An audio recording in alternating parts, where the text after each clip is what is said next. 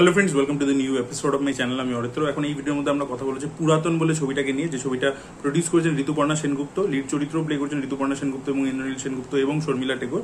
অনেকদিন পরে শর্মিলা টেগোর বাংলা ছবিতে কামব্যাক, এবং ছবিটা ডিরেক্ট করেছেন সুমন ঘোষ, যিনি এর আগে কাবুলিওয়ালার মতো ছবি বানিয়েছেন। তো ছবিটা কিন্তু খুবই ভালো একটা সিনেমা হয়েছে, আপনাদের অবশ্যই হলে গিয়ে কিন্তু ছবিটা দেখা উচিত। ছবিটার বিষয়বস্তু হচ্ছে যে একজন মেয়ে, ঋতুপর্ণা সেনগুপ্ত একজন মেয়ে, তার মায়ের কাছে অনেকদিন পরে ফেরত এসছে মায়ের জন্মদিন উপলক্ষে। কদিন রয়েছে পুরনো বাড়িতে এবং নিজের হাজবেন্ডকেও নিয়ে এসছে, যার সাথে ওর সম্পর্কটা খুব একটা ভালো স্টেটে নেই আর কি, খুব ভোলাটাইল একটা স্টেটে রয়েছে। এবার পৌঁছে সে জানতে পারছে যে মা is under a condition, medical condition.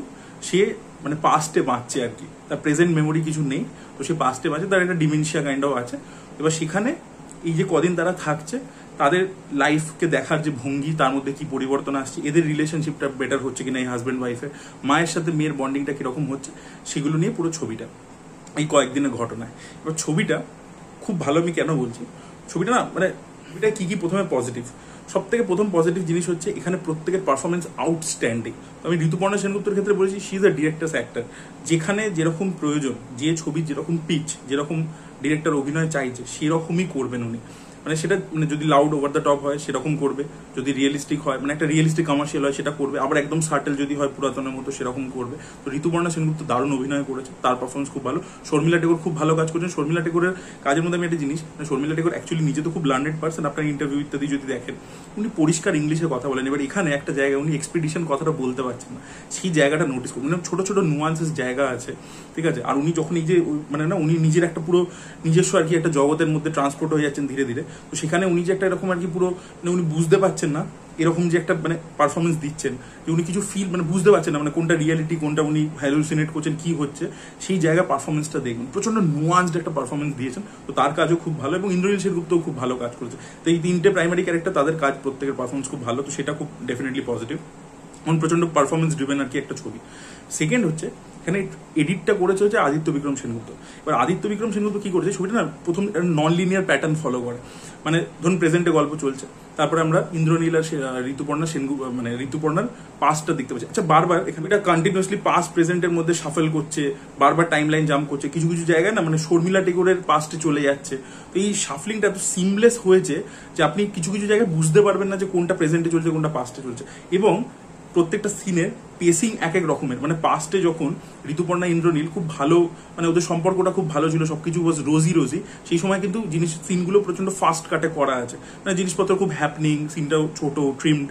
যখন প্রেজেন্টে আর কি আমরা দেখতে পাচ্ছি এরা বাড়িতে এসছে, যেহেতু এদের সম্পর্কের মধ্যেও একটা ভোলাটাইলিটি চলে এসছে, এবং এই যে মহিলা শর্মিলা টেগোর যে বাড়িতে থাকেন, তো তার যেহেতু তার জন্য দুনিয়াটা থেমে গেছে। একটা জায়গায় ইন্দ্রনীলের ডায়লগও আছে যে এখানে দেখলে তো বোঝা যায় না এটা 1970s নাকি 2025, মানে কোনো ডিফারেন্স নেই আর কি জিনিসটার মধ্যে। তো সেই জিনিসটা মানে সেই অনুযায়ী এডিটিং প্যাটার্নটাও চেঞ্জ আছে। মানে পাস্ট যখন আমরা দেখতে পাচ্ছি খুব জিনিসটা পেস আছে, কিন্তু যখন প্রেজেন্ট দেখতে পাচ্ছি জিনিসটার মধ্যে একটা কামনেস আছে। তো সেই অনুযায়ী আর কি ক্যারেক্টারের যেরকম মাইন্ডসেট সেই অনুযায়ী এডিট হয়েছে। সচরাচর আমরা দেখি এডিটে অনেক কেরামতি অনেকে করে, বাট স্টোরি টেলিংটাকে যে এডিটটা সাপোর্ট করছে সেই জিনিসটা কিন্তু আমরা এখানে দেখতে পাই। এবার এখানে মেনলি যে থিমেটিক্যাল মেসেজটা দেওয়া হচ্ছে সেটা খুব সুন্দর। আমি নচিকেতার একটা ইন্টারভিউ দেখেছিলাম বহুদিন আগে, সেখানে উনি বলছিলেন যে আমি যা আছি, মানে আমি এই যে প্রেজেন্টে আমাকে দেখতে পাচ্ছি, আমি পুরোটাই পাস্টে বাঁচছি। আর আমরা দেখবেন প্রত্যেকে আমরা এই যে এখন রয়েছি, আমরা ভাবি আমরা ছোটবেলায় ভালো ছিলাম, ছোটবেলাটা দারুণ, যদি ছোটবেলায় ফিরে যেতে পারতাম খুব ভালো। প্রত্যেকটা অ্যাডাল্টকে জিজ্ঞেস করুন, সে এই কথাটাই বলছে। বা ইভেন ধরুন আমরা একটা সম্পর্কে আছে, একটা রোমান্টিক রিলেশনশিপে আছে, সেখানেও কিন্তু আমরা ভাবি যে আমরা যখন প্রথম দেখা হয়েছিল, ইনিশিয়াল যে চার্মটা ছিল, তখন যে স্পার্কটা ছিল, তখন যে মোমেন্টসগুলো ছিল, সেগুলো আমরা রিকল করতে করতে, তো আমরা কন্টিনিউসলি পাস্টে ফেরত যেতে চাইছি, আমরা পাস্টেই বাঁচছি, প্রেজেন্টটাতে কিন্তু অ্যাকচুয়ালি বাঁচছি না। তো ওই নচিকেতা ওই ইন্টারভিউটার মধ্যে, এই ছবিটা দেখবার সময় আমি ওই নচিকেতার ইন্টারভিউর কথাটা বারবার মনে পড়ছিল। এখানে প্রত্যেকে ওই পাস্টে ফেরত যেতে চাইছে, নস্টাইলজিয়া, তাই জন্যই পুরাতন আর কি ছবিটার নাম। এবং এই যে ব্যাপারটা, যে একটা লাস্টে খুব সুন্দর ইন্দ্রনীলের ডায়লগ আছে আগেন, যে প্রত্যেকটা মানুষের মধ্যে কিছু না কিছু সিক্রেটস রয়েছে, সেটাই কিন্তু তাকে হিউম্যান বানাচ্ছে। মানে একটা হিউম্যানের দেখবেন বলে না তিনটে সাইড হয়, একটা হচ্ছে সবার জন্য অ্যাভেলেবেল, একটা হচ্ছে শুধু কাছের মানুষদের জন্য, আর একটা এমন সাইড হয় যেটা সে কাউকে দেখাতে চায় না। তো এই ছবিটা কিন্তু সেটাও বলছে, ঠিক আছে। এবং এই যে পাস্টে ফিরে যাওয়াটা, পাস্ট মেমোরিতে, এই যে আমরা একটা খুব সুন্দর, মানে অ্যাকচুয়ালি এই ছবিটার মাধ্যমে দিয়ে না অনেক কিছুই বলেছে ডিরেক্টর, এবং কোনোটাই কিন্তু না অন দ্য ফেস মেসেজিং নয়, মানে প্রত্যেকটাই সাটেল ভাবে রয়েছে। যেরকম কলকাতার একটা পুরোনো নস্টালজিয়াকে কিন্তু এখানে ধরছে, যখন আর কি লোকে বোর্লিন ইউজ করতো, বোর্লিন এখনো ইউজ করে, আমি এখনো করি, বাট আমি বলছি যে মানে বোর্লিন ইউজ করা, এই করা ছোট ছোট, মানে এই ফ্যামিলিটা এই ক্যারেক্টারসগুলোর মাধ্যমে একটা পুরোনো কলকাতা সেই নস্টালজিয়াতে ফেরত যাচ্ছে। ঠিক আছে, সেটাও করছে। আবার এট দ্য সেম টাইম দেখতে পাচ্ছি যে একটা মেয়ে যে খুব অ্যাম্বিশিয়াস, বাইরে থাকে, ব্যাঙ্গালোরে হায়দ্রাবাদে থাকে, কাজ করে, তাকে তার মায়ের ব্যাপারে জানতে হচ্ছে একজন ডাক্তারের কাছ থেকে, তার বন্ধু ডাক্তারের কাছ থেকে জানতে হচ্ছে, মানে সে নিজের মায়ের থেকে দূরে হয়ে গেছে। এবং দেখবেন যখন বাচ্চারা বড় হয়ে যায়, মা বাবাও চায় যে ছোটবেলার কথা, যে তখন তুই এত ছোট ছিলি, এখন বড় হয়ে গেলি কি করে। এ দেখবেন কথাটা কন্টিনিউয়াসলি বলে যে ছোটবেলায় এই ছিল ওই ছিল। তারা ওই ছোটবেলার ওই ভার্সনটা, আমাদের যে ভার্সনটা, তাকে কাছে পেতে চায়। সেটা যত আমরা বড় হতে থাকি তাদের থেকে একটা ডিস্টেন্স তৈরি হয় আমাদের। তো সেই জিনিসটাকেও কিন্তু এখানে অ্যাড্রেস করেছে। তো এই মেসেজগুলো না প্রচন্ড রিলেটেবল, ছবিটা প্রচন্ড রিলেটেবল। এবং কোনো ধরুন আপনি আপনার বাড়িতে যদি বয়স্ক মানুষ থাকে, আমি যেহেতু এটার মধ্যে দিয়ে গো থ্রু করেছি, আমার নিজের এক্সপিরিয়েন্স, আমার বাবা মা দুজনেই নেই, তো যখন আপনি কন্টিনিউয়াসলি কোনো অসুস্থ মানুষকে কন্টিনিউয়াসলি তার ট্রিটমেন্ট ইয়েতে লেগে থাকেন না, যখন সে মানে একটা প্রলং সময়ের জন্য অসুস্থ থাকে, আপনি ধরুন করছেন একটা টাইমে না আপনার মধ্যে একটা কোথাও গিয়ে একটা বৃতৃষ্ণা জন্মায়, একটা ক্লান্তি চলে আসে। এটা অনেকে হয়তো এক্সপিরিয়েন্স করেছে, যারা করেনি তারা হয়তো জানবে না, বুঝতে পারবে না। সেটাও কিন্তু এই ছবির মধ্যে দেখিয়েছে। ঋতুপর্ণা সেনগুপ্ত এক জায়গায় শর্মিলা টেগোরকে বলছে যে আমার কখনো কখনো মনে হয় মা তুমি ইচ্ছা করে জিনিসটা করছো, যাতে তুমি you can get away with everything. সেই জিনিসটাও খুব ভালো। এই যে সুন্দর করে এই ব্যাপারগুলোকে এত সুন্দর করে গল্পের মধ্যে ইনক্যাপসুলেট করেছে না, দেখবার মতো সেটা। এবং ভেরি ওয়েল শট। কিছুটা বাইরের লোকেশন আছে, মেঘালয়ের একটা জঙ্গল আমরা দেখতে পাই, সেই জায়গাটাকে very well shot. Shreya Ghoshal একটা গান আছে, সেটা খুব ভালো জায়গায় একটা আসে, সেই গানটা খুব ভালো, ভেরি ওয়েল শট আর কি। ছবিটার পারফরমেন্স তো আমি বললাম। আর আরেকটা জিনিস খুব মজা লেগেছে, সুমন ঘোষ কিন্তু না, এটা ছবিটা কিন্তু প্রচন্ড আর্টি ছবি নয়, কিন্তু ছবিটা হয়তো খুব নুয়ান্স একটা জিনিসকে, কোনো ইমোশনকে আর কি পোর্ট্রে করবার চেষ্টা করছে, বাট তার মধ্যেও কিন্তু মজার জায়গা রেখেছে। যেরকম শর্মিলা টেগোরের অরণ্যের দিন রাত্রিতে একটা ফেমাস সিন আছে, যেটা খুব দেখবেন ফেসবুকে ভাইরাল হয়। মেমোরি গেমের একটা সিন আছে, প্রত্যেকে আছে, শর্মিলা টেগোর, রবি ঘোষ সবাই রয়েছে, তারা মেমোরি গেম খেলছে। এখানে একটা ওইটাকে ট্রিবিউট দিয়ে একটা করা হয়েছে, এবং সেটা কিন্তু out of the place feel হয় না।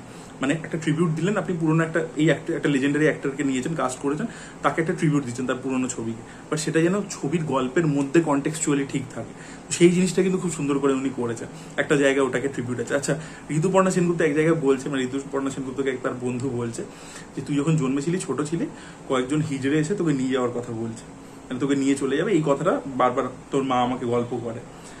ঋতুপর্ণা সেনগুপ্ত 2000 সালে একটা ছবি আছে, হর্ণা চক্রবর্তীর ছবি, নাম হচ্ছে আশ্রয় বলে। সেখানে ঋতুপর্ণা সেনগুপ্তকে ছোটবেলা থেকে 3টে হিজড়ে মিলে মানুষ করেছে, তো সেটাকে ট্রিবিউট দেওয়া হয়েছে, বাট খুব সাটেল ভাবে।